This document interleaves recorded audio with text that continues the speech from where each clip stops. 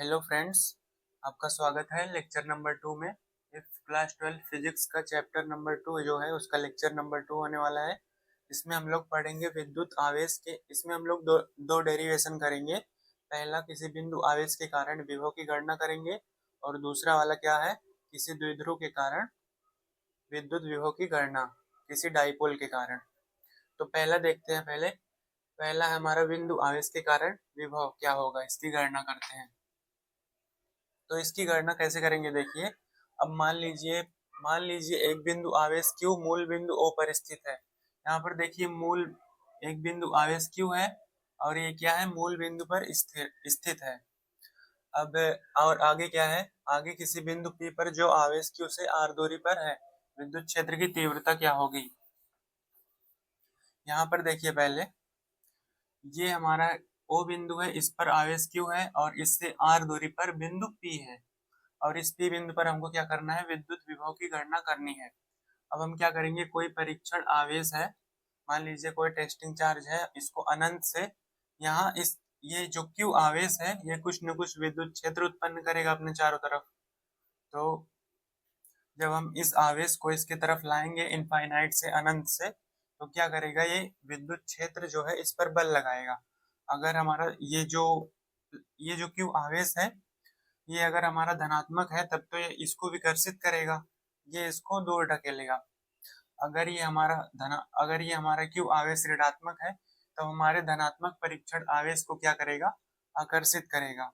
तब भी हमको कुछ न कुछ कार्य करना। देखिए, जब पहला केस होता है, जब हमारा ये धनात्मक होता है और धनात्मक परीक्षण आवेश हम लेकर आते हैं, तो ये विकर्षित करता है। लेकिन हमको इस P बिंदु तक, इस विद्युत क्षेत्र के P बिंदु तक लेकर आना है इस Q नॉट को, तो हमको कुछ न कुछ जरूर कार्य करना पड़ेगा, कुछ एक्स्ट्रा बल लगाना पड़ेगा। और अगर ये आवेश मान लीजिए ऋणात्मक होता, तो ये आकर्षित करता, और हम Q नॉट को इस P बिंदु तक केवल लेकर आना है, तो हम क्या करते, ये पूरा का पूरा आकर्षित ही ना कर ले इसको, Q नॉट को, हमारे परीक्षण आवेश को। तो इसलिए यहाँ भी कार्य करना पड़ता विद्युत क्षेत्र के विरुद्ध। तो यहाँ तक आप लोग समझ गए होंगे। अब देखिए, इस किसी बिंदु P जो आवेश से r दूरी पर है, विद्युत क्षेत्र की तीव्रता क्या होगी। विद्युत क्षेत्र की तीव्रता कूलॉम के नियम से दी जाती है। इसका फॉर्मूला है KQ/r² होगी विद्युत क्षेत्र की तीव्रता। अब यहाँ पर देखिए, पहले विभव विभव क्या है, विभव का हम क्या करेंगे, इंटीग्रेशन करेंगे। हम परीक्षण आवेश को अनंत से दूरी r पर P बिंदु पर लेकर आते हैं। तो हम क्या करेंगे, अनंत से r तक का इंटीग्रेशन करेंगे, और विद्युत क्षेत्र इंटू विद्युत ये हमारा क्या है, ई वेक्टर क्या है, ई वेक्टर जो विद्युत क्षेत्र की तीव्रता को दिखा रहा है। और dl जो है वो विस्थापन का सूक्ष्म वेक्टर है। यहाँ से आप ऐसे लिख सकते हो कि विस्थापन, आगे लिख लीजिएगा आप लोग, विस्थापन का सूक्ष्म वेक्टर। तो सूक्ष्म सदिश है विस्थापन का। अब आगे देखते हैं इसके इस के स्थान पर आप लोग क्योंकि ये कांस्टेंट है, कूलम कांस्टेंट, तो इसको आप लोग एक्सपेंड करके 1/4 पाई एप्सिलॉन नॉट लिख सकते हो इसके स्थान पर, इज इक्वल टू ये हो जाएगा। अब आगे का पॉइंट देखते हैं कि इसमें क्या होगा। यह विद्युत क्षेत्र रेडियल होता है, वेक्टर रूप, इसका वेक्टर रूप क्या होगा, देखिए, E vector is equal to 1/4 pi epsilon naught into Q/r² r cap. ये जो r कैप होता है, ये हमारा दिशा को दिखाता है। ये हमारा क्या है, r कैप दिशा को बताता है।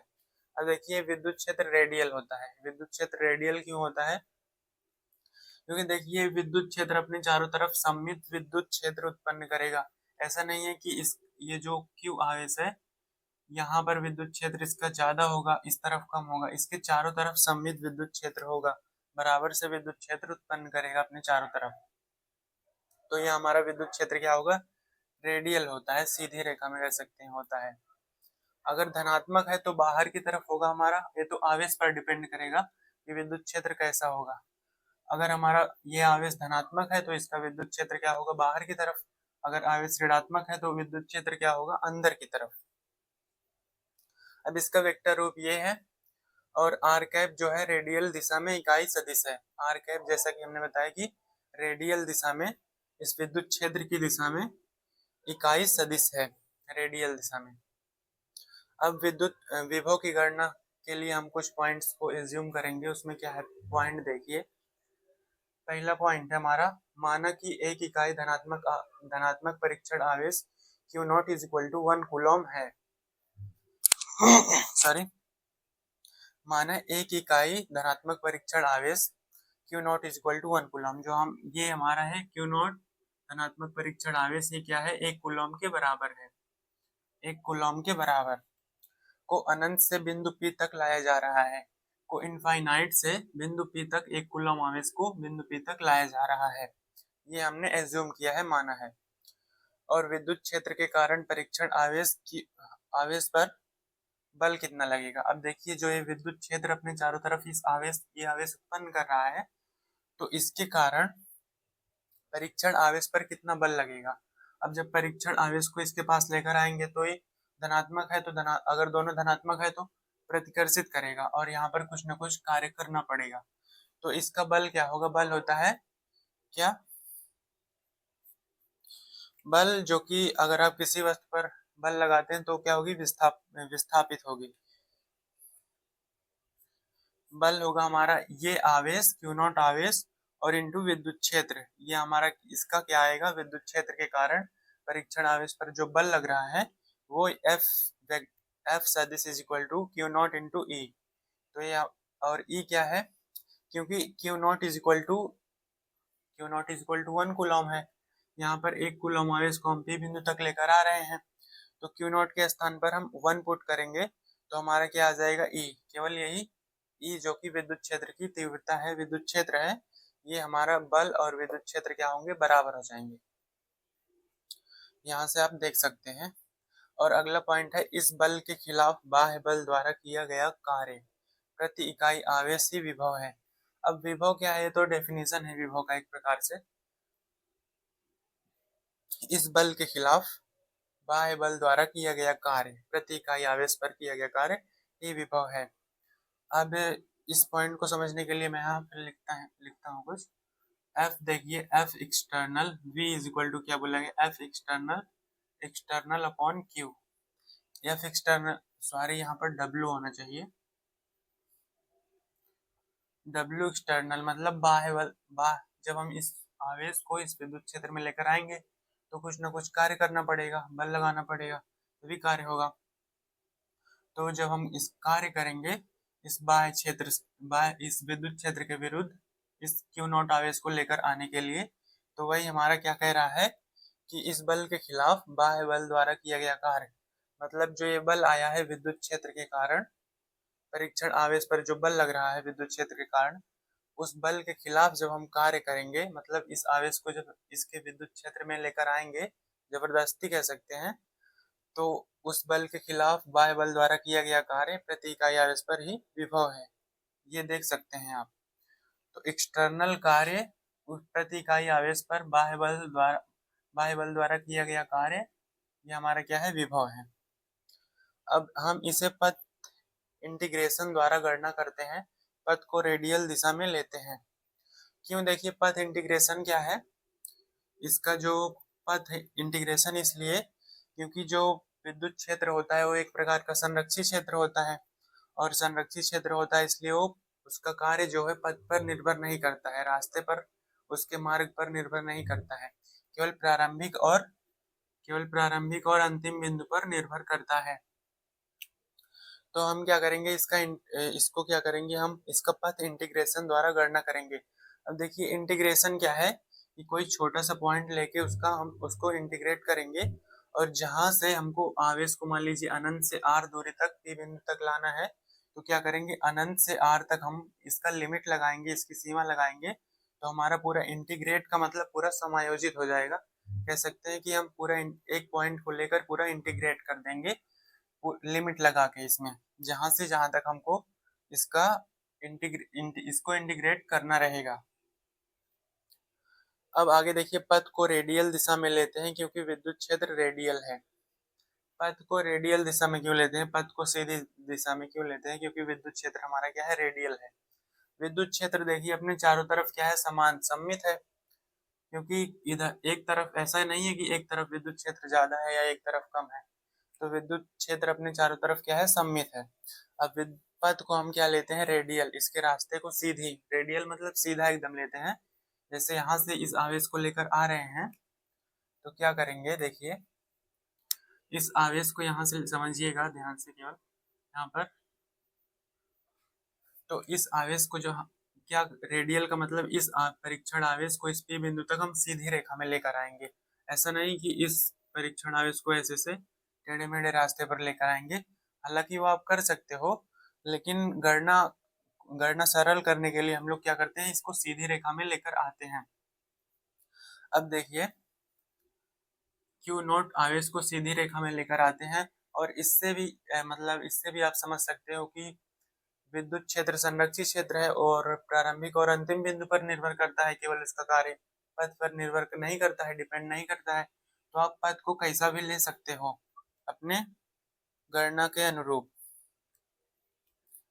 तो क्योंकि विद्युत क्षेत्र रेडियल है, अब हम क्या करेंगे, मान लीजिए हम अनंत से दूरी r तक रेडियल पथ पर चल रहे हैं। अनंत से दूरी r तक एक सीधी रेखा में चल रहे हैं। इस स्थिति में विस्थापन क्या होगा, इस स्थिति में विस्थापन dl is equal to d r r cap होगा। डी आर जो है एक छोटा सा दूरी है, डी आर। अब देखिए जैसे मान लीजिए हम किसी रास्ते पर चल रहे हैं, उस रास्ते में हमारा एक छोटा सा कदम क्या है, डी आर है, और उस रास्ते में छोटा सा कदम डी आर है, लेकिन वो रास्ता क्या है हमारा, आर, मतलब दूरी आर तक है। आप समझ गए होंगे जो हम कहना चाहते हैं। तो उस रास्ते की दिशा में एक छोटा सा कदम हमारा डी आर है, और पूरी जो है हमारा रास्ता है उसकी दूरी क्या है, आर है। तो विस्थापन d l is equal to, जो हमारे यहाँ पर डी एल है विस्थापन, वो किसके बराबर हो जाएगा, डी आर आर कैप। और आर कैप तो हमारा क्या है, रेडियल दिशा में क्या है, इकाई सदिश है, वेक्टर है एक इकाई सदिश। और क्योंकि विस्थापन सीधी रेखा में है इसलिए dl इक्वल टू ये होता है। तो आप लोग यहाँ तक समझ गए होंगे अच्छे से। अब आगे करते हैं, देखिए डेरिवेशन को। अब E into D L, E vector into D L vector क्या है, E vector into D L vector क्या है, इज इक्वल टू ई के स्थान पर ये हम पुट करेंगे, इसका वेक्टर रूप क्या है, विद्युत क्षेत्र का, ये हमारा है विद्युत क्षेत्र की तीव्रता का सदिश रूप इसका। अब ई के स्थान पर ये पुट करेंगे, और आर dl के स्थान पर क्या, डी आर आर कैप। और यहाँ पर r cap into r cap is equal to 1 होता है, क्योंकि जो वेक्टर का अदिश गुणनफल होता है वो क्या होता है, 1 होता है हमेशा। तो जो वेक्टर का अदिश गुणनफल होता है r cap into r cap, वो हमेशा 1 होता है। अब देखिए आगे करते हैं डेरिवेशन को, यहाँ से आर इंटू आर कैप 1 हो जाएगा, तो बचेगा क्या, 1/4 pi epsilon naught Q upon are square D r, ये इतना हमारा बचेगा। अब डेरिवेशन को आगे करते हैं, ये हम रब कर दें, नहीं रहने दीजिए, यहाँ पर ये फिगर है। अब आगे देखते हैं, आगे आप लोग लिखिए विभव, यहाँ आप लोग लिख लीजिएगा विभव, हम केवल यही लिख रहे हैं विभव के लिए समाकलन, या आप लोग लिख सकते हो समाकलन लिख दो, इंटीग्रेशन वही समाकलन। इंटीग्रेशन को हिंदी में एकीकरण कहते हैं, इसको पूरा एक करना, क्योंकि छोटी सी दूरी लिए हैं तो लिमिट लगा के पूरी जहां से जहां तक दूरी हमको लेकर आना है, जिस बिंदु से जिस बिंदु तक, उसका पूरा समाकलन। अब विभव के समाकलन में क्या करेंगे, देखिए आगे v is equal to integration, और यहाँ पर माइनस साइन क्यों है, पहले तो ये हम भूल ही गए, क्या माइनस साइन क्यों है ये आप लोग समझ लीजिए। क्योंकि आवेश को जब इसमें लेकर आ रहे हैं तो क्या कर रहे हैं, हम बाह्य एक विद्युत क्षेत्र के विरुद्ध एक कार्य कर रहे हैं, इसके विरुद्ध एक बल लगा रहे हैं, और विद्युत क्षेत्र भी क्या कर रहा है, एक बल लगा रहा है। तो उन दोनों बलों के बीच क्या है, वो दोनों बल एक दूसरे के विपरीत दिशा में है, इसलिए यहाँ पर क्या आ जाता है, माइनस का साइन आ जाता है। अगर आप लोग इसको एकदम प्रैक्टिकल रूप से करेंगे तो ई डी एल यहाँ पर आ जाएगा, ई डी एल ब्रैकेट में कॉस थीटा। जैसे देखिए दोनों के बीच एंगल जो है 180 डिग्री का होगा, E D L cos 180 degree, और 180 डिग्री क्या होता है, -1 होता है, तो 180 डिग्री -1 होता है, इसलिए यहाँ पर माइनस का साइन आ जाएगा। ये आप लोग यहाँ इतना नोट, इतना समझ लीजिए, अच्छे से आप लोग नोट कर लीजिएगा। अब आगे करते हैं, देखिए माइनस का साइन के साथ इनफाइनाइट, अनंत से आर तक लिमिट है, सीमा है, अनंत से आर तक E dot D L, D L जो कि विस्थापन है, छोटा सा विस्थापन है डी एल, किसकी दिशा में, विद्युत क्षेत्र की दिशा में। अब आगे इनफाइनाइट टू आर, ई के स्थान पर क्या पुट करेंगे, 1/4πε0 into Q upon are square D R. D L के स्थान पर भाई ये देखिए, ये इज इक्वल टू ये यहाँ पर ये 4, क्योंकि हमने वहां पर वो निकाला है 4πε0 into Q upon are square D R. अब इसका समाकलन करेंगे डी आर के सापेक्ष, कोई छोटी सी दूरी आर के सापेक्ष, अनंत से बिंदु आर तक, अनंत से दूरी आर तक, बिंदु बिंदु हमारा क्या है, पी है। v इज इक्वल टू, अब वैल्यू पुट करिए आप लोग, यहाँ से 1/4π, ये हमारा इतना पार्ट कॉमन आ जाएगा, -4πε0, ये इतना पार्ट कॉमन रहेगा अनंत से आर तक, 1/r का आर स्क्वायर का डेरिवेशन डी आर के सापेक्ष। अब इसका डेरिवेशन पहले करते हैं, समाकलन।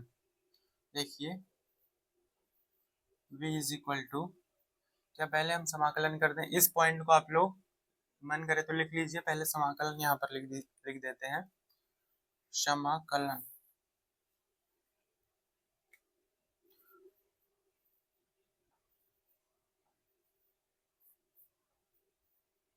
समाकलन v is equal to infinite से r तक, और r स्क्वायर कोई भी चीज बटे में रहती है, अगर पॉजिटिव नहीं है, मतलब अगर पॉजिटिव है, अगर बट भिन्न में है तो ऊपर ले जाएंगे तो माइनस हो जाएगा उसकी पावर में, r माइनस, और यहाँ पर डी आर।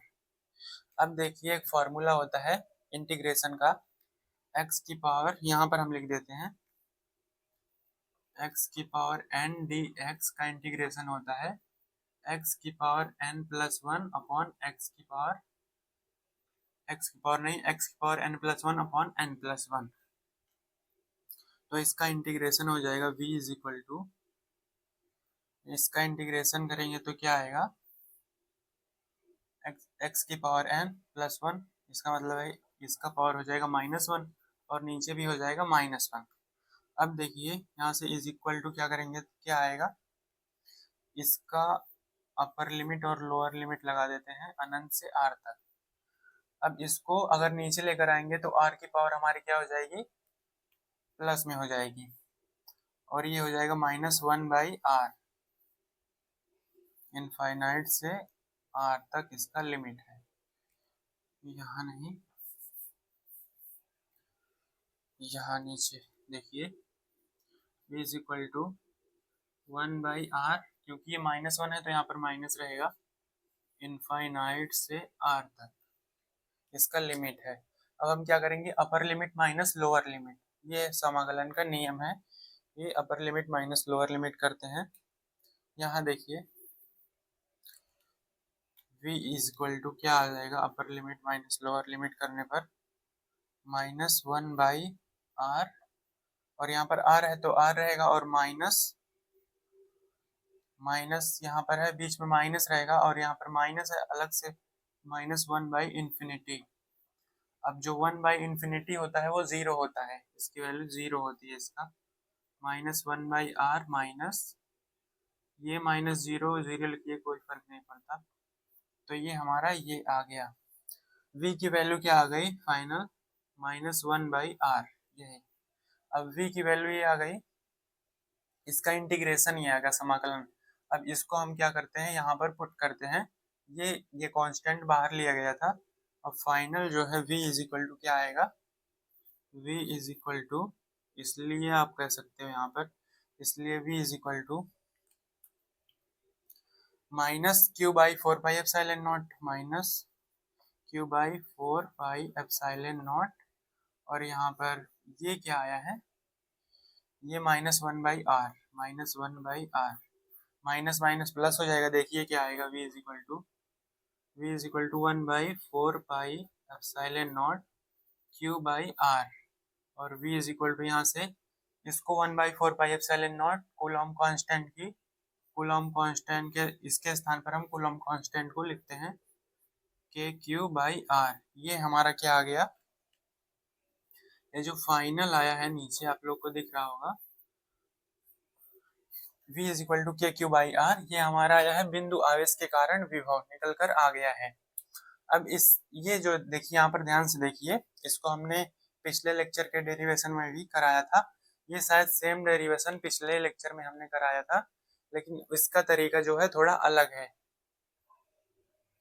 तो इसको हमने 2 बार इसलिए करवाया क्योंकि आप लोग अगला जब हम डेरिवेशन करेंगे तो उसमें हेल्प करेगा। यहाँ पर देखिए, ध्यान से देखिए,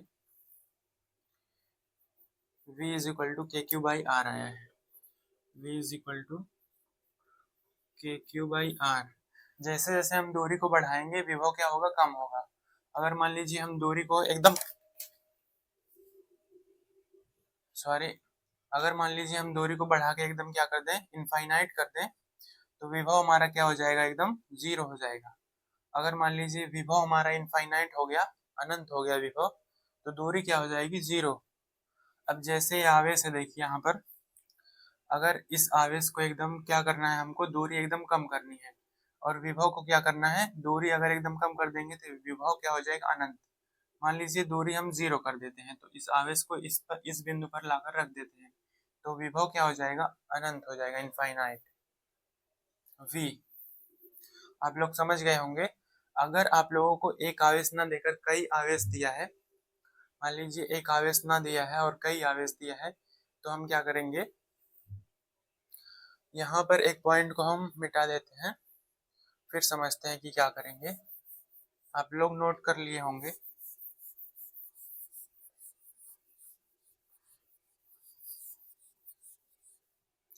देखिए, अगर हमको एक आवेश ना देकर कई आवेश दिया है, तो कई आवेशों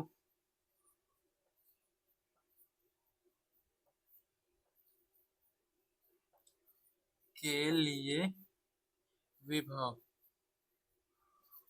तो कई आवेशों के लिए विभव हमारा होगा सिग्मा वी आई।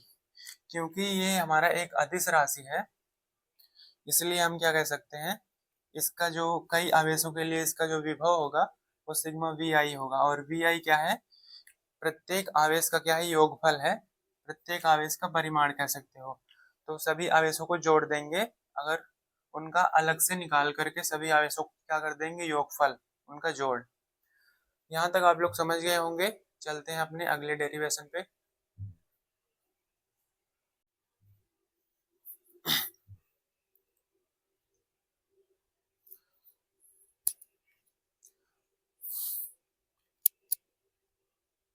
तो चलिए अपना अगला डेरिवेशन देखते हैं। अगला डेरिवेशन हमारा ये है, विद्युत द्विध्रुव के कारण विद्युत विभव की गणना।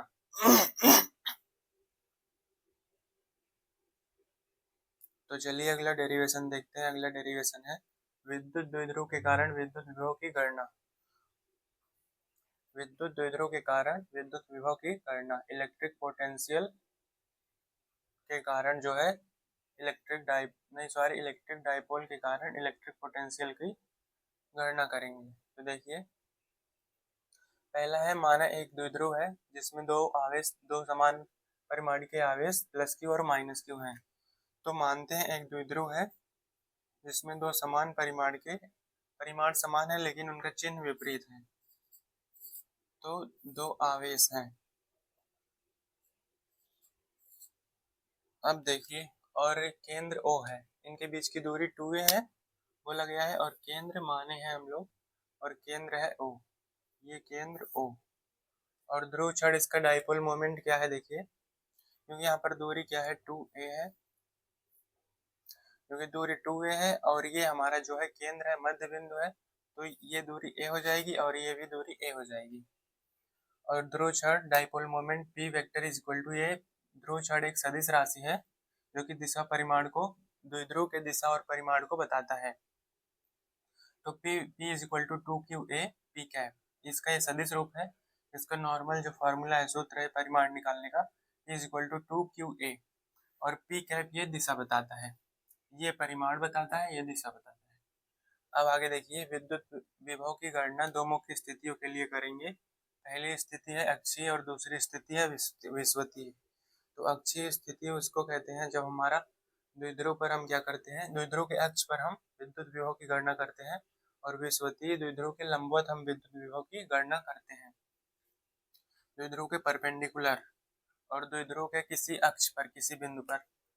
तो यहाँ तक हो गया। अब हम आगे करते हैं, देखिए अब हम पहला करेंगे द्विध्रुव के अक्ष पर किसी द्विध्रुव के अक्ष पर विभव की गणना।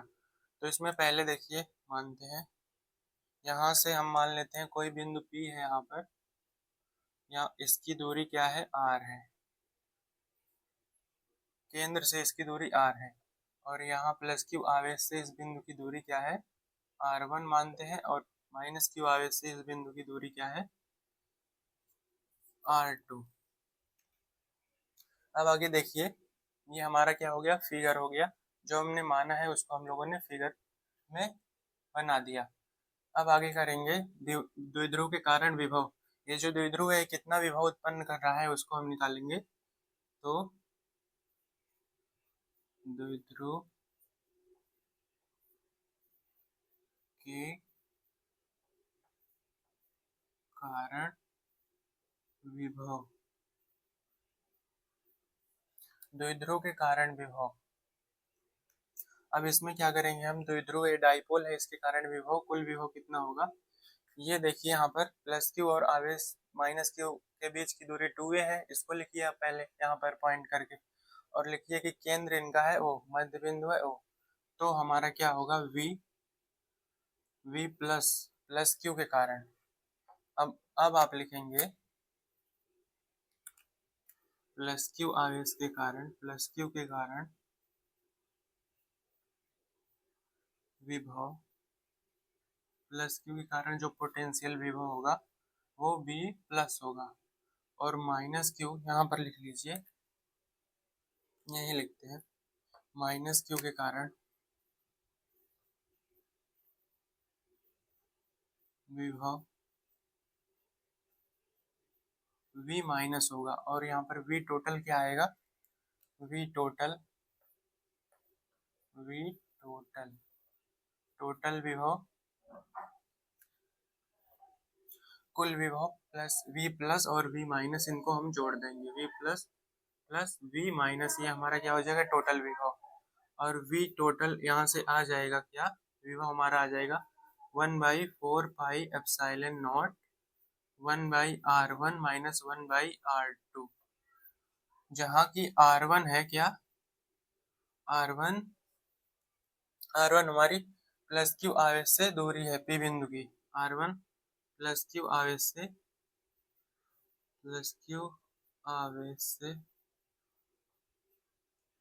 बिंदु P तक दूरी। और इसी प्रकार आप लिख सकते हैं यहाँ माइनस क्यू, r2 क्या है, माइनस क्यू से आवेश से दूरी है, आप यहाँ पर लिख लीजिए माइनस क्यू आवेश से बिंदु P तक दूरी है r2, तो 1/r1 माइनस 1/r2। अब इस फॉर्मूले को हम कैसे लिख सकते हैं, ऐसे लिख सकते हैं, देखिए यहाँ पर V इज इक्वल टू क्या, के क्यू इन ब्रैकेट में, यहाँ पर एक्चुअली Q होगा, तो अगर हम Q को भी कॉमन ले लें तो क्या बचेगा 1/r1 माइनस 1/r2। ये हमारा आ गया विभव, इसके इस द्विध्रुव के कारण जो विभव आएगा वो A, ये हमारा निकल कर आ गया। हम क्या करेंगे, पहला जो पॉइंट है अक्षीय बिंदु पर विद्युत विभव की गणना करेंगे। तो देखिए पहला पॉइंट यहाँ से लिखते हैं, अक्षीय बिंदु पर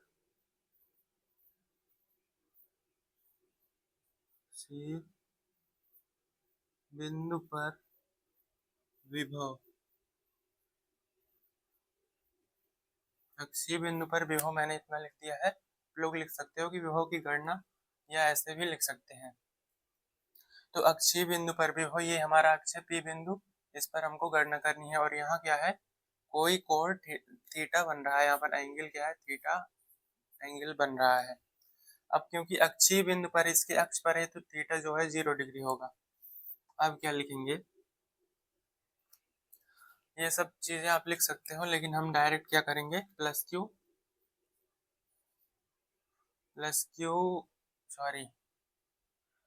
क्यू से हमारा जो है, हम R1 को निकालेंगे। दूरी R1 बराबर क्या होगी, प्लस क्यू से दूरी R1, दूरी R1 और दूरी R2, ये हमारा क्या आएगा, इसको हम लोग निकालेंगे।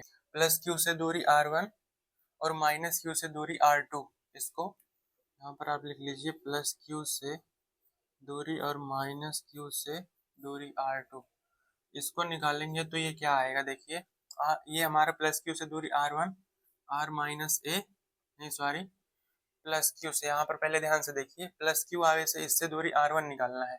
तो ये जो यहाँ पर पाइथागोरस प्रमेय भी आप लोग लगा सकते हैं, पाइथागोरस प्रमेय, लेकिन उसका यहाँ आप लोग इसे डायरेक्ट समझिए पहले। तो ये हमारी मूल बिंदु जो है, मध्य बिंदु से दूरी P बिंदु तक की R है। जब हम यहाँ से ऐसे से ऊपर जाएंगे तो क्या होगा, क्योंकि ये प्लस क्यू इसके क्या है, करीब है, ये इसके सापेक्ष तो इसके करीब ही है ना, माइनस क्यू आर इसके सापेक्ष। तो यहाँ से जब हम ऐसे ऐसे जाएंगे तो क्या होगा, दूरी घटेगी, देखिए इसके करीब है, यहाँ से ये दूरी कम हो गई, ये वाली दूरी बड़ी है, ये दूरी कम है, तो r माइनस ए कर देंगे तो हमारा R1 आ जाएगा, r माइनस ए। अब दूसरा वाला देखिए, R2 क्योंकि जो हमारा प्लस क्यू से क्या है, सॉरी, जो यहाँ से अब चलेंगे हम मध्य बिंदु से चलेंगे, तो मध्य बिंदु से जब नीचे की तरफ जाएंगे तो ये वाली दूरी क्या है, बड़ी है, और ये वाली दूरी है जो R जो है R2 से क्या है, बड़ा है, मतलब छोटा है, R2 बड़ा है, तो हम क्या करेंगे, R में ए जोड़ देंगे तो हमारा R2 आ जाएगा। यहाँ पर माइनस करना है, यहाँ पर जोड़ना है, यहाँ पर दूरी क्या है, कम हो रही है, यहाँ पर दूरी बढ़ रही है, क्योंकि ये दूरी मध्य बिंदु वाली दूरी से कम है और ये दूरी मध्य बिंदु वाली दूरी से बड़ी है, जो मध्य बिंदु से अक्ष पर हमारी अक्ष तक की दूरी है। तो यहाँ तक आप लोग समझ गए होंगे। और थीटा क्या है, यहाँ लिख लीजिए, theta is equal to 0 degree, क्योंकि इसके अक्ष पर हम लोग विभव की गणना कर रहे हैं और अक्ष पर थीटा जो है वो 0 डिग्री होता है, क्योंकि दोनों एक ही दिशा में होते हैं, तो इनके बीच का जो एंगल होता है वो 0 डिग्री होता है। अब आगे हम लोग सूत्र का उपयोग करेंगे, वही सूत्र बिंदु आवेश वाला सूत्र है के क्यू, यही है सूत्र, V इज इक्वल टू के क्यू बाई आर, इसी फॉर्मूले का उपयोग करेंगे। अब R1 और R2 हम लोगों ने निकाल लिया है, R1 के स्थान पर ये पुट करेंगे, R2 के स्थान पर ये, देखिए विभव निकालते हैं अब इसका, V इज इक्वल टू के क्यू तो कॉमन है, और R1 1 बाई R1 क्या है, R माइनस ए, और 1 बाई R2 क्या है, माइनस 1 बाई R2 क्या है, R प्लस ए। ये देखिए यहाँ पर हमारा क्या आ गया, V। अब आगे करते हैं, आगे क्या करेंगे, V इज इक्वल टू, ये कॉमन है 1 upon r minus a minus 1 upon r plus a. अब इसको अलग अलग निकालेंगे हम यहाँ पर, क्योंकि देखिए यहाँ पर हम सन्निकटन का प्रयोग करेंगे। ये आर दूरी को हमने क्या किया है, इतना बड़ा लिया है ताकि ये जो बिंदु है इन दोनों के बीच जो दूरी है वो छोटी लगे, ए जो इन दोनों के बीच की दूरी है वो इसके सापेक्ष तो छोटी ही लग रही है ना, आप लोग देख सकते हैं। तो हम मान सकते हैं अप्रोक्सीमेशन के लिए, सन्निकटन के लिए, कि हम लोग अप्रोक्स में गणना करेंगे। तो क्योंकि अप्रॉक्स में ही पॉसिबल है यहाँ पर, तो r more greater than, r बहुत बड़ा है हमने माना है क्या, इससे ए से, ए दूरी से, तो हम कह सकते हैं आर बहुत बड़ा, क्योंकि हमने माना है ए दूरी से, क्योंकि आर बहुत बड़ा है ए दूरी से, तो यहाँ पर द्विपद प्रमेय लग जाएगा, सॉरी द्विपद प्रमेय।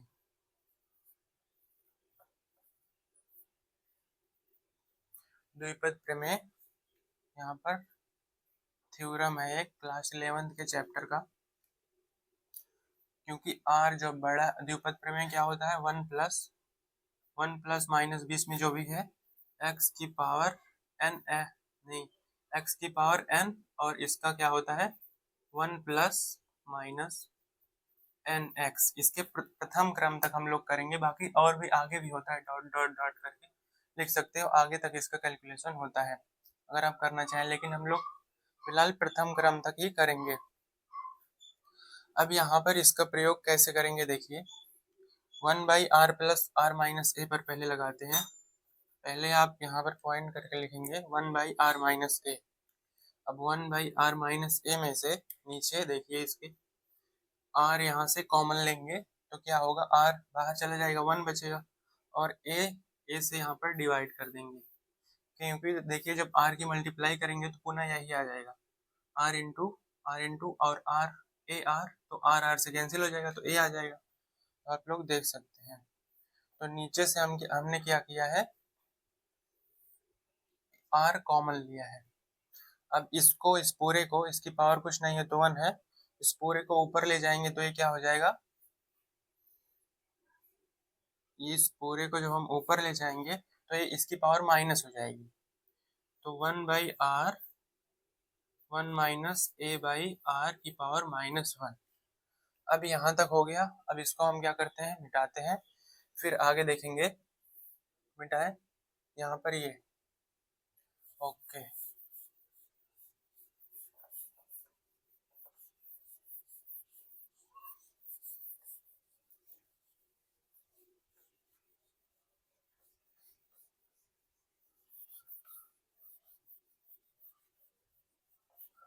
तो देखिए r greater than, more greater then a। अब 1/r 1 minus a by r. अब यहाँ पर द्विपद कैसे लगेगा देखिए, द्विपद कहता है कि 1 प्लस, अब ये जो है ये द्विपद के रूप का हो गया है, कैसे हो गया है देखिए, 1 माइनस एक्स की पावर -1, यहाँ पर आप देख सकते हैं 1 माइनस एक्स की पावर -1, जहाँ की x क्या है, x is equal to a, x is equal to क्या है, a बाई आर, x के स्थान पर क्या है, a बाई आर है, जो कि एक से क्या है, छोटा है, एक से 1 से छोटा है। 1 से क्यों छोटा है, क्योंकि जब हमारा a जो है बहुत बड़ा है दूरी a से, तो a बाई आर करेंगे तो ये क्या है, 1 से छोटी आएगी। इतना ज्यादा हमने दूरी यहाँ पर छोटा कर दिया है, फिगर तो हमने मिटा ही दिया क्या, फिर से बनाते हैं, -q, दूरी क्या थी 2a, केंद्र O था, और यहाँ से बिंदु P था, और ये दूरी हमारी, और ये दूरी, ये r1 थी, ये r2 थी, आप लोग यहाँ से देख सकते हैं, ये बिंदु P। तो हमने दूरी r इतनी ज्यादा ले ली है, मान ली है कि ये इसके सापेक्ष a दूरी जो है वो लगभग 1 से कम के बराबर है, तो यहाँ पर a बाई आर जो है 1 से कम होगा, और इसको जब हम सॉल्व करेंगे तो क्या आएगा देखिए, 1 प्लस एक्स स्क्वायर ऐसे से आएगा, फिर हम इसको लिख देंगे 1 प्लस ए बाई आर। आप लोग इसको सॉल्व करके, क्योंकि x के स्थान पर a बाई आर है तो 1 प्लस ए बाई आर हो जाएगा। अब आप लोग इसको सॉल्व करके भी देख सकते हैं, माइनस माइनस प्लस हो जाएगा, 1 प्लस ए बाई आर ही आएगा। प्रथम क्रम तक ही लेंगे, आगे तक नहीं लेंगे। अब आगे क्या करेंगे देखिए, अब इसी तरह से हम क्या करेंगे, यहाँ पर 1 बाई आर, तो यहाँ पर है 1 माइनस ए बाई आर के स्थान पर 1 प्लस ए बाई आर आ जाएगा, और जो है दूरी इसके बराबर 1 बाई आर माइनस ए जो है इसके बराबर आ जाएगा ये। अब इसी तरह से हम कह सकते हैं, इसी तरह इसी तरह 1/r plus a is equal to 1/r, 1/r plus a क्या आएगा, कहाँ गया। इसी तरह हम लोग 1/r प्लस ए भी इसको भी निकालेंगे, तो वो क्या आएगा, 1/r प्लस ए है तो 1 प्लस 1 माइनस होगा यहाँ पर 1 माइनस r बाई ए। आप इसी तरह निकाल के देख सकते हैं, ये यही आएगा इसके बराबर। अब हम क्या करेंगे, v के क्यू अपॉन, अब इसमें इसकी वैल्यू इसके स्थान पर इसको, इसके स्थान पर इसको यहाँ पर पुट करेंगे। देखिए v इज इक्वल टू के क्यू, इसके स्थान पर इसको 1/r 1 plus q by r, ये और माइनस में है आगे 1/r 1 minus a by r. अब माइनस माइनस यहाँ पर प्लस हो जाएगा और 1/r हम कॉमन ले लेते हैं यहाँ से, तो क्या आएगा, यहाँ देखिए आगे v is equal to 1/r common, यहाँ पर के क्यू बाई आर है तो के क्यू बाई आर, ऐसा आप देख सकते हैं, ये कॉमन आ गया इतना।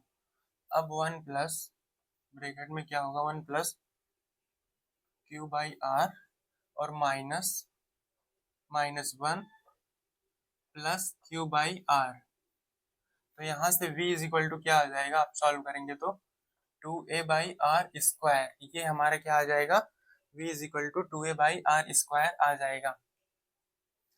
अब क्योंकि ये विभव हमारा क्या आ गया 2a बाई आर स्क्वायर, ये वाला पार्ट केवल 2a बाई आर स्क्वायर।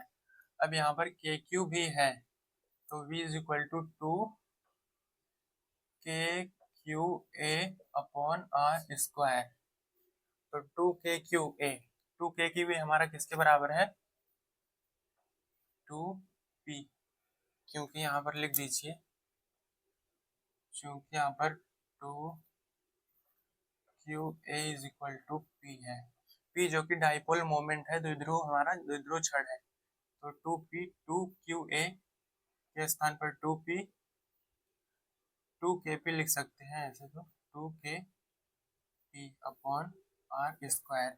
ये हमारा क्या आ गया फाइनल विभव, विद्युत द्विध्रुव के कारण किसी अक्षीय बिंदु पर विभव निकलकर आ गया,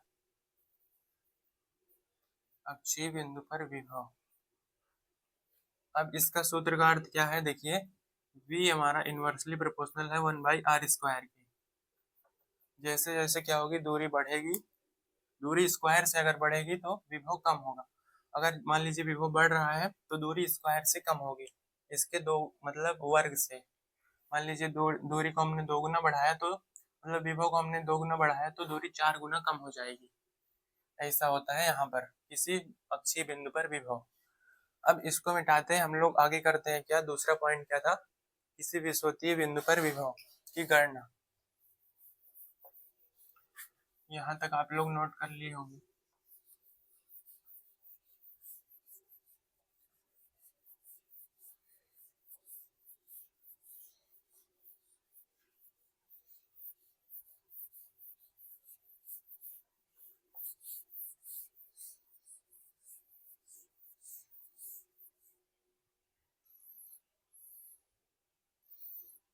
कुछ पॉइंट शायद मिस हो गए, तो आप लोग एक जगह हाँ अध्यारोपण का सिद्धांत भी लगा है, तो अध्यारोपण का सिद्धांत इसमें वैसे कोई उतना ज्यादा मैटर नहीं करता, लेकिन अध्यारोपण का सिद्धांत वहां पर लगा है कि किसी, जब हम लोगों ने विभव निकाला था v is equal to total विभव जब हम लोगों ने निकाला था v प्लस v माइनस, तो यहाँ पर अध्यारोपण का सिद्धांत यह है कि अगर कई आवेश हैं तो उनके उनके अगर आप लोग उनके प्रभाव को निकालना चाहते हैं तो उनके व्यक्तिगत प्रभाव को आपस में योग जोड़ करके निकाल सकते हैं अध्यारोपण के सिद्धांत द्वारा। तो आगे क्या है, अगला पॉइंट है विषुवतीय बिंदु पर, दूसरा है विषुवतीय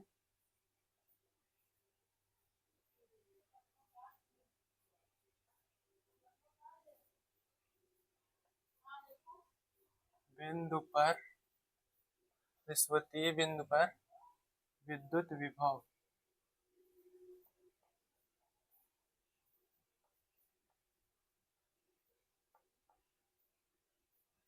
सॉरी, विषुवतीय का मतलब है 90 डिग्री पर परपेंडिकुलर पर विद्युत विभव को निकालेंगे।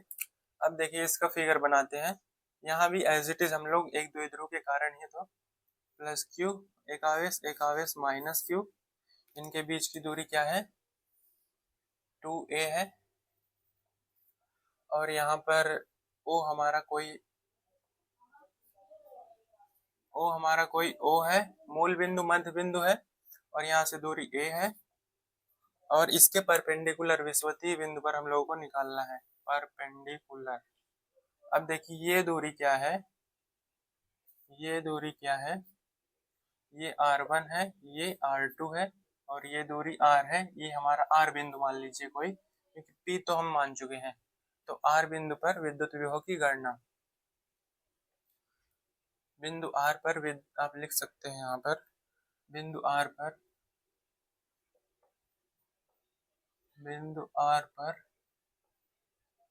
विद्युत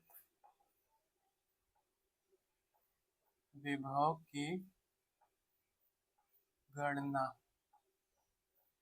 अब आगे देखिए बिंदु r पर विद्युत विभव की गणना कैसे करेंगे। तो प्लस क्यू से दूरी r क्या है, फिर वही बात, मतलब हम लोग पहले दूरी निकालेंगे, प्लस क्यू से दूरी r1 और माइनस क्यू से दूरी r2 इज इक्वल टू क्या होगा दूरी, यहाँ पर देखिए 90 डिग्री है, क्योंकि विषुवतीय बिंदु है तो क्या होगा, परपेंडिकुलर ही निकाल रहे हैं, तो यहाँ पर दोनों सममित है, समान है, क्योंकि मध्य बिंदु से इस पर परपेंडिकुलर बना हुआ है, इस बिंदु पर r बिंदु पर विषुवतीय बिंदु है जो कि हमारा, तो यहाँ दोनों सममित होंगे, दोनों देख सकते हैं आप समान है, दोनों सममित है।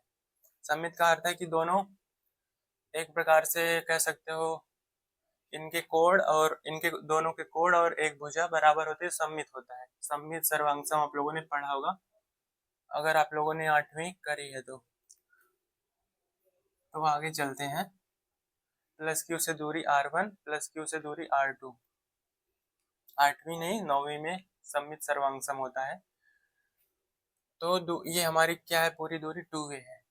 अब ये दूरी क्या करते हैं हम निकालेंगे पाइथागोरस प्रमेय से, तो क्या होगी r square plus a square, और ये भी दूरी क्या आएगी r square plus a square. ये दोनों दूरी r square plus a square, Pythagoras का प्रमेय आप लोगों को पता होगा कि अगर आप लोगों को एक कर्ण का स्क्वायर बराबर आधार का स्क्वायर प्लस लंब का स्क्वायर होता है, ये हमारा होता है पाइथागोरस प्रमेय। और यहाँ पर निकाल सकते हैं आप लोग वैसे तो, कर्ण का स्क्वायर r1 का स्क्वायर कर दें क्या, r1 एक कर देते हैं, r1 का स्क्वायर इज इक्वल टू कर्ण का स्क्वायर जो है, ये हमारा कर्ण है, ये भुजा कर्ण है, और इसको कर्ण बोलते हैं हिंदी में तो। और आधार का स्क्वायर, आधार a है, a लिखिए चाहे r लिखिए, तो इसका हम लोग लंब का स्क्वायर प्लस आधार का स्क्वायर, तो r1 निकालेंगे तो ये जो स्क्वायर है हटेगा तो इस तरफ अंडर रूट आ जाता है, ये हमारा है दूरी r1। इसी प्रकार से r2 निकाली गई है। तो अब आप दूरी निकाल लिए हैं, हम लोग दूरी निकाल लिए हैं। अब आगे क्या करेंगे, वही सूत्र लगाएंगे अपना विभव का, सूत्र से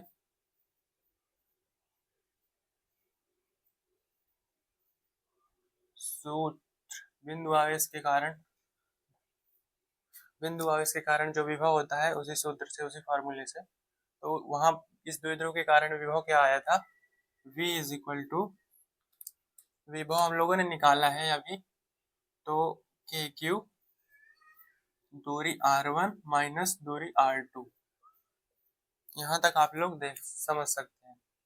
अब r1 के स्थान पर ये पुट करेंगे, r2 के स्थान पर ये, चलिए पुट करते हैं, k q 1 by under root r square plus a square minus 1 by under root r square plus a square.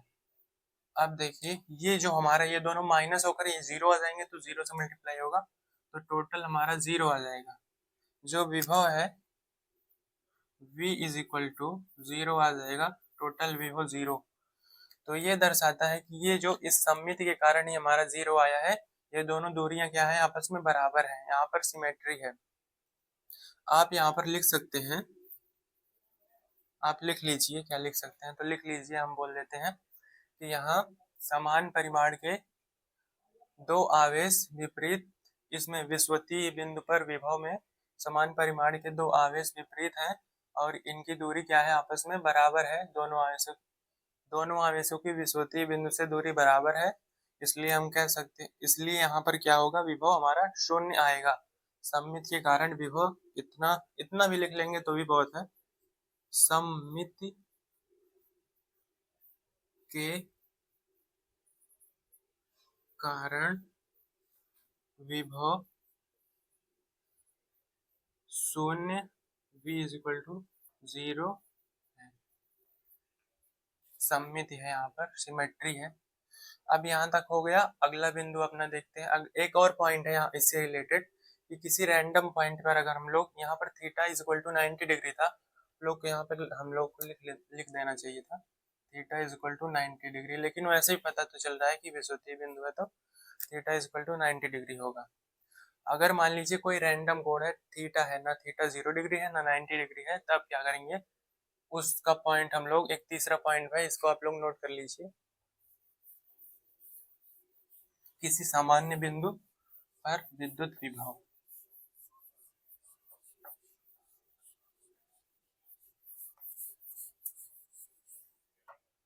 सामान्य बिंदु पर हम क्या करेंगे, विभव की गणना करेंगे। किसी जनरल पॉइंट पर विभव क्या आएगा, जैसे हम लोगों ने अक्षीय बिंदु पर जहाँ की थीटा क्या बन रहा था 0 डिग्री, और विषुवतीय बिंदु पर इक्वेटोरियल पॉइंट पर जहाँ थीटा 90 डिग्री था, लंबवत था द्विध्रुव के, इन दोनों पर हम लोगों ने विभव की गणना कर ली है। अब हम लोग क्या करेंगे कि कोई ना तो थीटा 0 डिग्री है ना 90 डिग्री, इसके अलावा अगर कोई कोण आ जाए, मान लीजिए थीटा हम कोण के स्थान पर पुट करेंगे, तो कोई कोण थीटा आ जाए इन दोनों के अलावा, तो अब हमारा विभव क्या आएगा। तो देखिए तीसरा पॉइंट,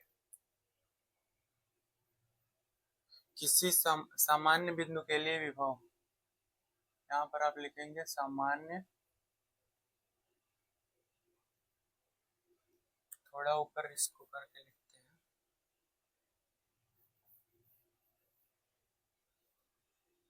तीसरा पॉइंट, सामान्य बिंदु के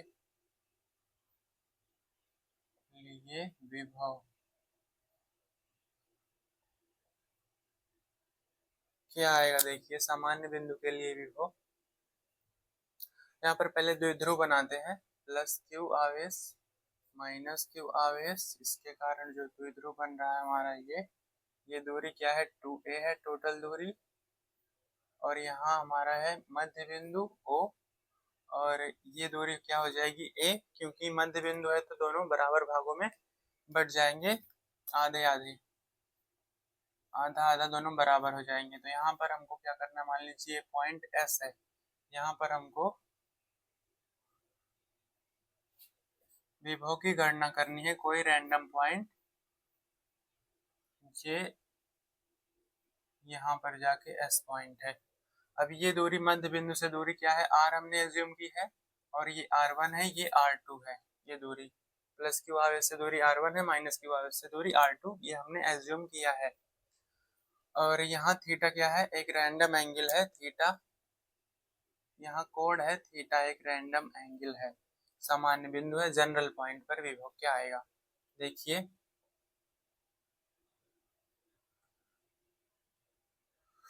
तो अब हम आगे क्या करेंगे, यहाँ पर पहले तो जो हमने विभव की गणना की है उसको लिख लेते हैं।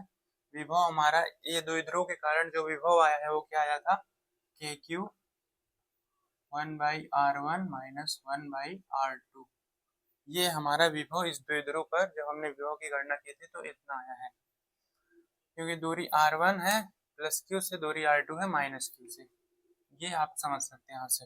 अब हम निकालेंगे, अब हम दूरी r1 को निकालेंगे और दूरी r2 को अलग से निकालेंगे, इसको फाइंड करेंगे। तो देखिए क्या आएगा, दूरी r1 प्लस क्यू से दूरी r1 प्लस क्यू से दूरी r1 माइनस q से दूरी r2 क्या आएगा दूरी? ये दोनों दूरियां क्या आएंगी? ये दोनों दूरियां क्या आएंगी? देखिए प्लस क्यू से दूरी r1 माइनस क्यू से दूरी, इसको कैसे निकालेंगे? इसको एक फार्मूला लगता है कोसाइन फार्मूला, जो कि हमारा है c square is equal to a square plus b square plus नहीं रहेगा यहाँ माइनस 2ab कॉस थीटा। ये हमारा है कोसाइन फार्मूला, जिससे कि निकलता है क्या? दूरी निकालेंगे। तो जिसकी दूरी निकालनी रहेगी वो यहाँ पर पुट करेंगे सी के स्थान पर, और जो एंगल ए और बी के मतलब जो हमारा इनके बीच में, दूरियों के बीच में जो एंगल बन रहा होगा, यहाँ पर जो देखिए ये हमारा जो ट्राइंगल है, इसके बीच में मध्य बिंदु से दूरी r, मध्य बिंदु से दूरी क्या है? इस बिंदु की r, जहाँ पर विभव की गणना करनी है, और प्लस की वजह से ये हमारी दूरी r1 और यहाँ से मध्य बिंदु से जो एंगल बन रहा है उसको हम यहाँ पर पुट करते हैं थीटा के स्थान पर। ए स्क्वायर प्लस बी स्क्वायर के स्थान पर इन दोनों साइड को पुट करेंगे। एक प्रकार से आप समझ सकते हैं कि पाइथागोरस की तरह लग रहा है, पाइथागोरस प्रमेय जो है, पाइथागोरियन ट्रिपलेट। तो देखिए क्या आएगा, यहाँ से एक निकालते हैं सी स्क्वायर r1 दूरी निकालते हैं, r1 का square is equal to a square, a square के स्थान पर ये दूरी r2 मध्य बिंदु से जो है r का स्क्वायर प्लस, यहाँ आप ए और बी के स्थान पर r पुट कर दीजिए, ए पुट कर दीजिए, फर्क नहीं पड़ता उतना, ए स्क्वायर माइनस 2ab, 2 ए के स्थान पर r, बी के स्थान पर a, दूरी जो है हमारी ये प्लस की वजह से मध्य बिंदु तक की दूरी a है, और ये मध्य बिंदु से इस बिंदु तक की दूरी r cos थीटा, क्योंकि एंगल जो है थीटा बन रहा है तो यहाँ पर थीटा। अब r1 दूरी क्या आ जाएगी? अंडर रूट, क्योंकि स्क्वायर हटेगा तो उधर अंडर रूट चला जाएगा, तो अंडर रूट आ जाएगा r square plus a square minus 2ra cos theta. ये हमारा आ गया r1 दूरी। इसी प्रकार से आप r2 दूरी भी हम लोग निकाल लेते हैं। r2 दूरी क्या आएगी? देखिए r2 का स्क्वायर हो जाएगा यहाँ पर, और यहाँ पर same as it is r के एक स्थान पर r square plus a square plus 2ra cos, और यहाँ पर देखिए थीटा के स्थान पर, क्योंकि जो लाइन होती है, लाइन पर जो एंगल होता है किसी भी सरल रेखा पर, जो कुल कोण बनता है वो 180 डिग्री का बनता है, 180 डिग्री, और पूरा अगर आप ऐसे घूम जाएंगे तो ये हो जाएगा 180 180 360 डिग्री। तो एक सरल रेखा पर 180 डिग्री का एंगल बनता है एक तरफ देखेंगे तो इसी कारण से यहाँ पर देखिए सरल रेखा है, ये द्विध्रुव, प्लस की वजह से माइनस की वजह से ये रखा, और ये हमारा कोण क्या था? थीटा था इस ट्रायंगल में। अब जब इस ट्रायंगल में हम लोग निकालेंगे क्या? r2 दूरी, तो क्या होगा थीटा हमारा, क्योंकि ये पूरा एंगल क्या होगा? 180 डिग्री सरल रेखा पर, तो ये थीटा है, और यहाँ हो जाएगा 180 degree minus theta, 180 degree minus theta. अब यहाँ पुट करेंगे आप कॉस के स्थान पर, कॉस 180 डिग्री माइनस थीटा, और कॉस 180 डिग्री माइनस थीटा जो होता है माइनस कॉस थीटा होता है। यहाँ पर हम माइनस लगाना भूल गए क्या? यहाँ माइनस होगा बीच में, r square plus a square minus 2ra cos theta, तो ये cos theta, cos 180 degree minus theta जो है माइनस कॉस थीटा होगा। अब देखिए r2 दूरी क्या आएगी? r2 दूरी under root r square plus a square, ये हमारा माइनस कॉस थीटा होगा, तो माइनस माइनस प्लस हो जाएगा इस कारण से, और 2ra cos थीटा हमारा ये आ जाएगा, 2ra cos थीटा, ये निकल कर आ गया यहाँ पर r square plus a square minus 2ra cos theta का अंडर रूट, और यहाँ पर ये प्लस रहेगा। ये दूरी r1, ये दूरी r2 निकल कर आ गई, आप यहाँ से देख सकते हैं। ये आप कर लीजिएगा एग्जाम में अगर आए तो, ये डेरिवेशन आता है, बहुत इम्पोर्टेंट है। तो प्लस क्यू से दूरी r1 माइनस क्यू से दूरी r2, ये दोनों दूरियां आ गई। अब हम क्या करेंगे, अब देखिए आगे क्या होगा। अब इनका हम आगे एक पॉइंट लिखिए, डी अप्रोक्सीमेशन लगेगा यहाँ पर पहले की तरह, आर ए। अब हम मानेंगे आर तथा केवल, ये देखिए r more greater than a, r जो है अत्यधिक बड़ा है ए से, तो जो दूरी आर है ये दूरी, इसको हम अत्यधिक बड़ा मानेंगे ए से, ये दूरी ए है जो, क्यों, इसका कारण है क्योंकि देखिए यहाँ पर अप्रोक्सीमेशन अगर आपको लागू करना है तो आपको दूरी r को जो है अत्यधिक बड़ा मानना पड़ेगा a से। अप्रोक्सीमेशन लगाए भी अगर हम अप्रोक्सीमेशन से गणना करेंगे तो गणना सरल होगी, अन्यथा गणना बहुत जटिल होगी। तो अप्रोक्सीमेशन से यहाँ पर गणना की जाती है ज्यादातर, तो हम अप्रोक्सीमेशन से ही करेंगे। r more greater then a, r जो है a से बहुत अत्यधिक बड़ा है हमने माना है, तथा केवल a बाई आर जो है, a बाई आर प्रथम कोटि, a बाई आर के प्रथम कोटि के पदों को ही सम्मिलित करते हैं तथा केवल a बाई आर के, यहाँ पर लिख देते हैं, प्रथम कोटि को सम्मिलित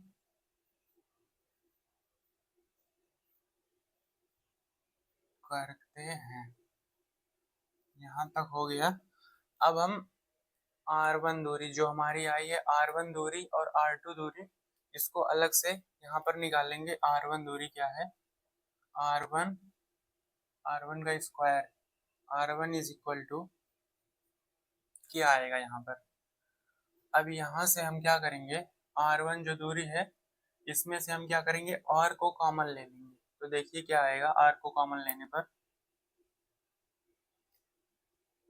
ये हमारी है r1 का स्क्वायर। एक्चुअली पहले हम निकालते हैं r1 का स्क्वायर, यहाँ से r कॉमन लेंगे तो क्या आएगा, r स्क्वायर को कॉमन लेंगे, r नहीं, r स्क्वायर को कॉमन लेने पर यहाँ 1 आएगा, और यहाँ r स्क्वायर को कॉमन लेंगे तो 1 माइनस क्या आएगा, देखिए यहाँ पर 1 minus 2ra cos theta, 1 minus 2ra cos theta 2r क्योंकि r नहीं आएगा, 2a cos थीटा ही आएगा। r स्क्वायर हमने कॉमन लिया है और यहाँ पर अपॉन में r आ जाएगा। अब जैसे ही r से यहाँ पर मल्टीप्लाई करेंगे तो एक r से कैंसिल हो जाएगा, तो पुनः हमारा 2r cos थीटा आ जाएगा, और प्लस में a square by r square. Okay, r यहाँ मल्टीप्लाई होगा, r स्क्वायर से r स्क्वायर कैंसिल हो जाएगा, तो पहले की तरह ये हमारा यही बन जाएगा, आप देख सकते हैं ये आ गया r1 का स्क्वायर। अब आगे r1 का स्क्वायर, इसको हम क्या करेंगे, नेग्लेक्ट कर देंगे, क्योंकि a बाई आर जो है वो लेस देन है 1 से, a by r less than 1 है। इसको नेग्लेक्ट करेंगे तो क्या है, यहाँ पर आप लोग अप्रोक्सीमेशन का साइन लगा दीजिएगा, is equal to approximation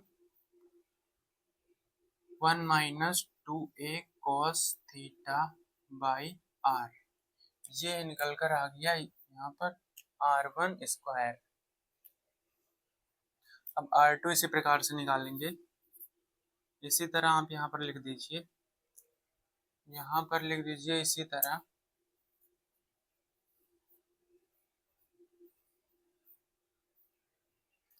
r2 is equal to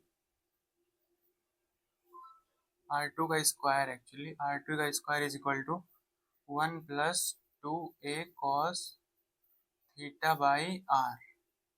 यहाँ पर 1 प्लस क्यों आया, यहाँ पर देखिए प्लस है, नहीं, एक मिनट, यहाँ पर माइनस था तो माइनस आया, यहाँ पर बीच में देखिए प्लस है, हाँ तो यहाँ पर प्लस आएगा। इसी तरह आप इसको भी निकाल कर देख सकते हैं, R2 स्क्वायर को भी।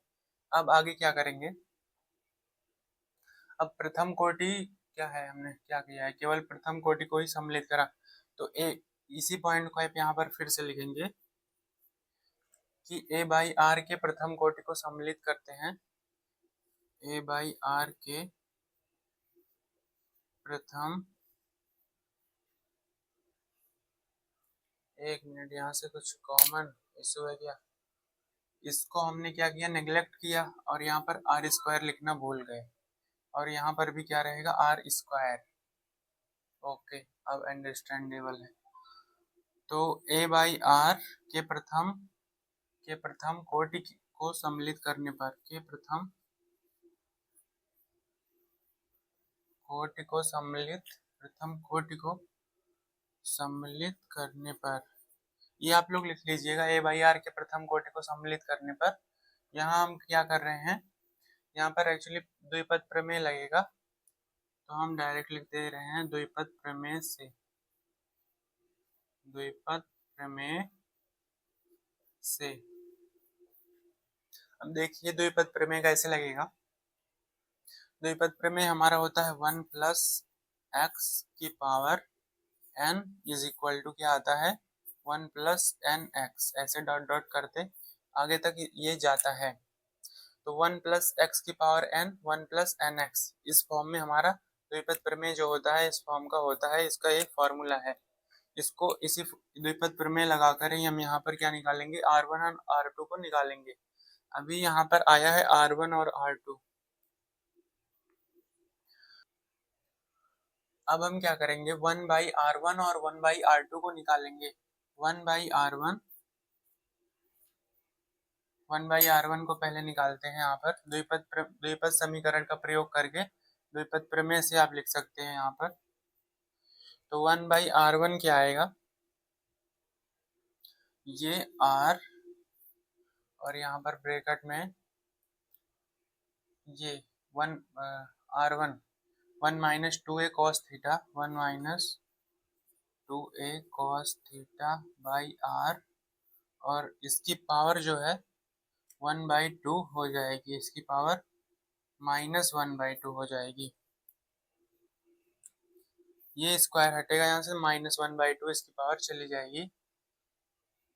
1/R1 की वैल्यू ये हमारे निकल कर आएगी, अभी नहीं आई है एक्चुअली। तो 1/R1 पूरा क्या आएगा देखिए। अब हमारा ये, इसको ध्यान से देखिए, ये जो है इस फॉर्मेट का हो गया 1 प्लस एक्स की पावर n, 1 माइनस एक्स की पावर n। तो जब आप इसको क्या करेंगे, विस्तार से अगर आप इसको निकालना चाहें तो निकाल भी सकते हैं। जैसे n की पावर को यहाँ पर मल्टीप्लाई करते हैं x से, तो ये जो पावर है इसको मल्टीप्लाई करेंगे x से, तो 2 नीचे जाएगा, माइनस माइनस प्लस हो जाएगा, 2 2 से कैंसिल हो जाएगा।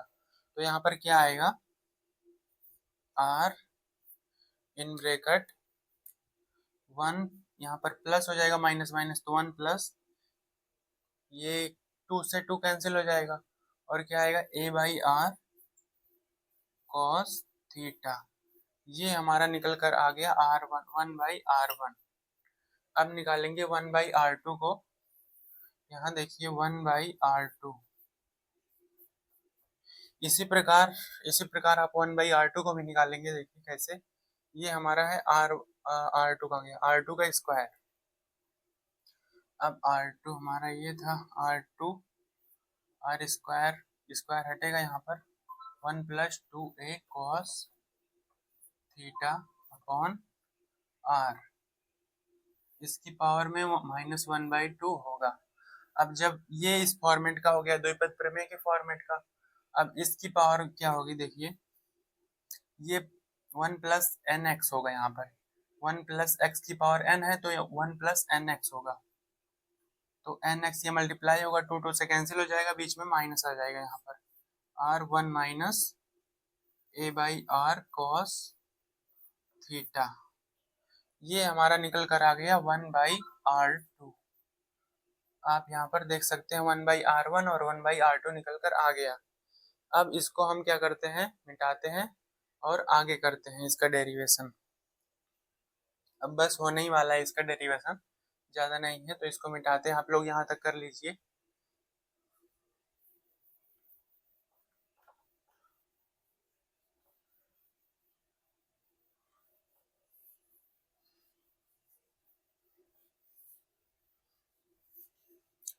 तो यहीं तक इसको मिटाएंगे।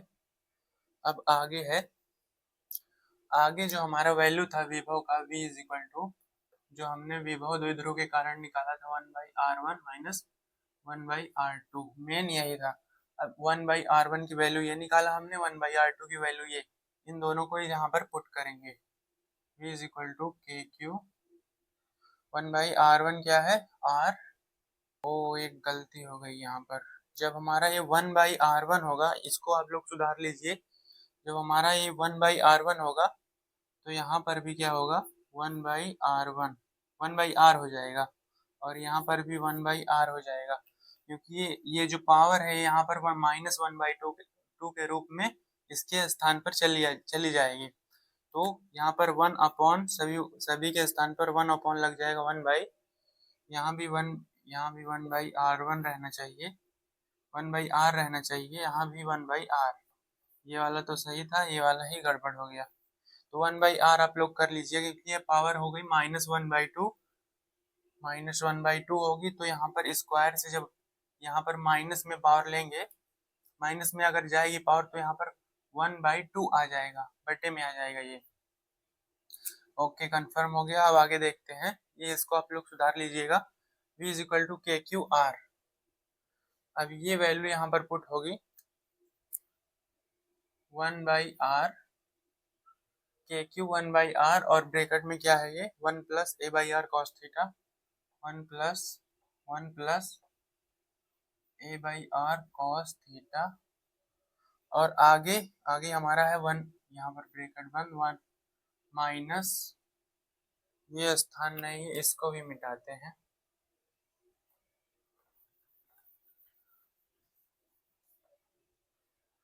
तो माइनस 1 यहाँ पर बीच में माइनस है, तो अब 1/r2 की वैल्यू पुट करेंगे, 1/r 1 minus a/r cos theta.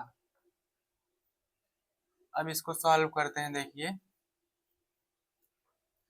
इसको सॉल्व करेंगे, फिर हमारा क्या आ जाएगा फाइनल जो है जनरल पॉइंट के कारण विभव निकल कर आ जाएगा। देखिए कैसे सॉल्व करेंगे, के क्यू बाई आर, ये के क्यू बाई आर है, इसको ऐसे लिख सकते हैं।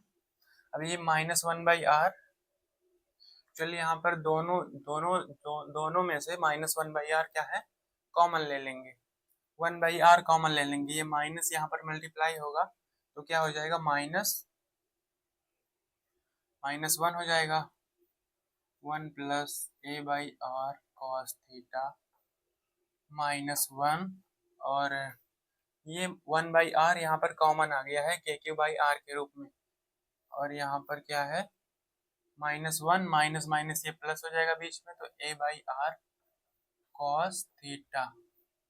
अब यहाँ से आप ये जो है -1 + 1 कैंसिल हो गया, और a/r cos theta, a/r cos theta कितना हो जाएगा, अगर आप इसका एलसीएम लेंगे तो क्या होगा 2a/r cos थीटा, ये निकल कर आ जाएगा।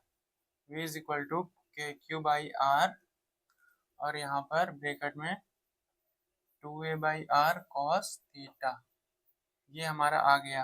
अब v इज इक्वल टू के क्यू बाई आर, और यहाँ पर 2a यहाँ मल्टीप्लाई होगा, तो 2a के क्यू बाई आर, आर यहाँ पर मल्टीप्लाई होगा तो r का स्क्वायर हो जाएगा, और cos थीटा। अब v इज इक्वल टू क्या आएगा, देखिए क्योंकि यहाँ पर हम लिख देते हैं ब्रैकेट में, क्योंकि ये अलग मानिएगा, क्योंकि p इज इक्वल टू जो होता है, p क्या है हमारा डाइपोल, द्विध्रुव छड़ है हमारा, p डाइपोल मोमेंट क्या होता है 2qa, इसके बराबर होता है p is equal to 2qa, तो इसके स्थान पर हम क्या लिख सकते हैं q इंटू 2a, जो है 2qa के स्थान पर p लिख सकते हैं, तो क्या आएगा देखिए 2qa, यहाँ पर p रहेगा k p cos theta upon are square, और ये हमारा आ गया फाइनल विभव निकल कर, यहाँ पर केवल कैलकुलेशन थी, और ये हमारा फाइनल विभव निकल कर आ गया किसके लिए, सामान्य बिंदु के लिए विभव, किसी सामान्य बिंदु के लिए जहाँ पर कोण 90 विषुवतीय बिंदु और अक्षीय बिंदु को छोड़कर जहाँ पर कोण क्या बन रहा था, थीटा, कोई रैंडम एंगल, तो ये निकल कर आ गया। आप लोग समझ गए होंगे, इसको नोट कर लीजिए। धन्यवाद, मिलते हैं अगले लेक्चर में।